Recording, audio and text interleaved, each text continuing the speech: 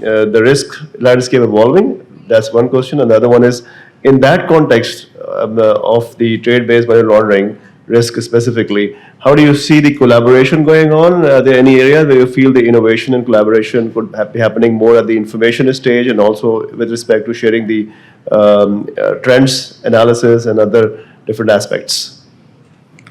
Thank you, Faraz. Actually, you've asked, 4 or 5 questions in one question. Yeah, that's exactly what. So I'll try and address each part if I can recall all of them. Firstly, you see, one thing that we need to understand when we talk about Habib Metro and its reputation as the leading trade finance bank, we also have a unique distinction of operating in developed markets as well as emerging markets as a group, because we are a Swiss subsidiary. As a result of that, for any institution to combat financing of terrorism or, the menace of financial crimes, the tone has to come from the top.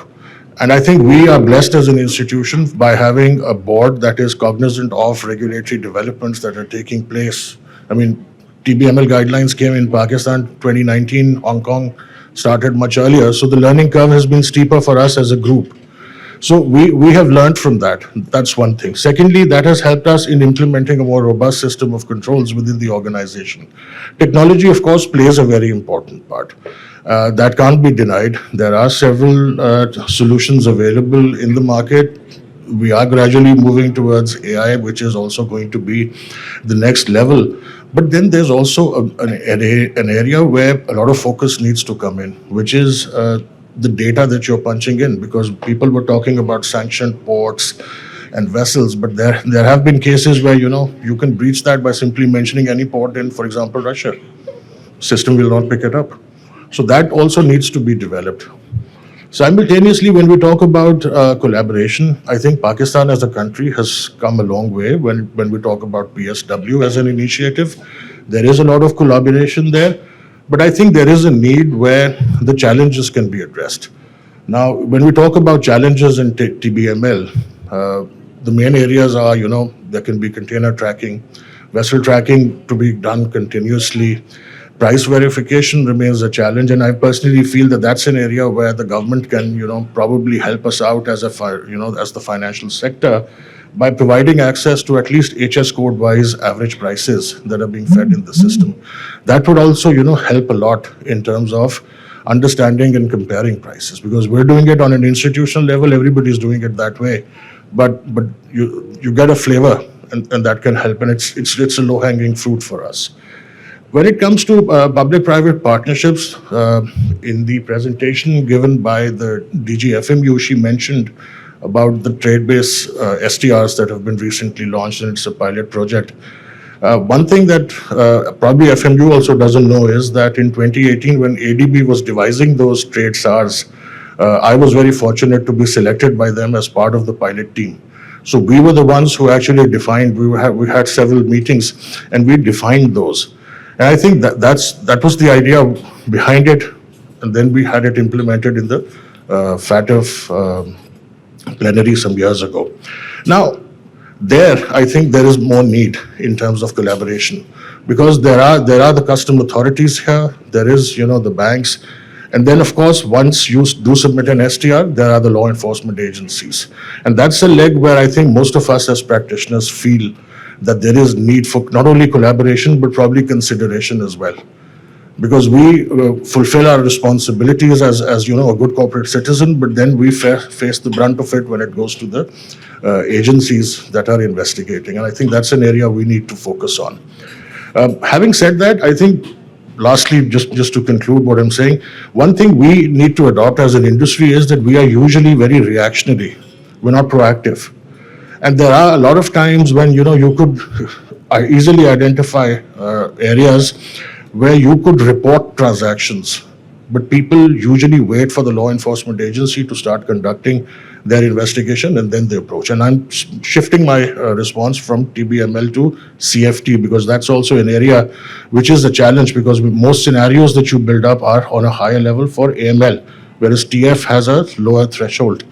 in terms of the size. So that makes a difference. And we, alhamdulillah, have been a very responsible institution this way. And the reason why I'm saying this is that multiple compliance forum meetings that the FMU has held, they don't name us, but we know that it's our case studies that are being presented. So that, itself is the proof in the pudding for us. Excellent. So thank you very much. I mean, it's very heartening to note that, HMB is doing a good amount of work for the country as a whole as well. So my next question is towards Murtaza. Oh, you have got a question? So may I request that if once the round of discussion is completed, then obviously there's going to be an open session for a few of the questions. Price validity. You're talking about price validity. And so it's banking community in when we just both get the price validity. I feel to understand when periodic table has 180 elements. Is there any RACTEC in the world which covers that? Only the periodic table. Other things are electronic item and different now. So why don't we segregate this TBML area? The price validity, I say, and I think or more in pricing is totally responsibility of customer authority. It's not on the banker because they deal in documents. So why we are preaching here that price validity, the responsibility of the banker, they have to be on guard. Yeah, I think this is Khalid is a vehement supporter of the banking industry in that context. By the way, we should actually support and appreciate the fact that Khalid has been very vocal about this aspect. And I think because this point has been discussed by